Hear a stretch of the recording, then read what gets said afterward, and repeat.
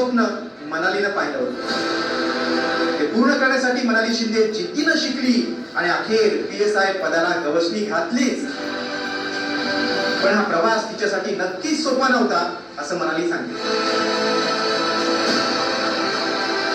तसं बघायला गेलं तर म्हणजे हा प्रवास खरंच खूप खडतर होता, कारण आईने घरकाम करून वगैरे म्हणजे माझा सांभाळ केला. 5 वर्ष पार्ट टाइम जॉब करत होते आणि त्याचसोबत मी MPSCचा अभ्यास सुद्धा करत होते. आज मी हा दिवस बघते. आईने खरं म्हणजे जी मी स्वप्न कॉलेजमध्ये असताना बघितली होती ती आज मी जगते.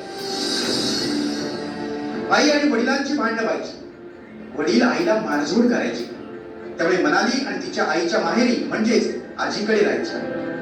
मनाली लहानपणापासूनच हुशार, पण तरी तिला परिस्थितीची जाणीव होती.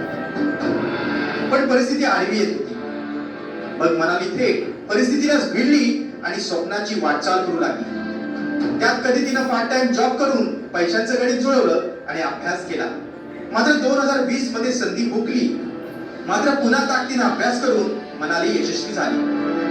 यावेळी मुलीला शिकवण्यामागचा दृष्टिकोन त्यांनी बोलून दाखवला.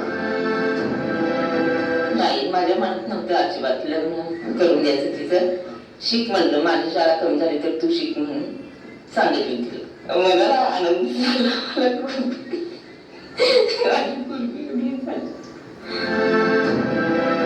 चाळीत राहणाऱ्या मनालीनं परिस्थितीचं भांडवल न करता सेल्फ स्टडी करत गरुड झेप घेतली.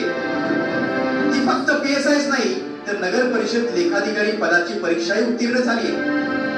त्यामुळे मनालीचं यश गरिबीनं पिसलेल्यांना स्वप्नाची वाट दाखवणारा ठरणार आहे. रणजित माजगावकर सह ब्युरो रिपोर्ट.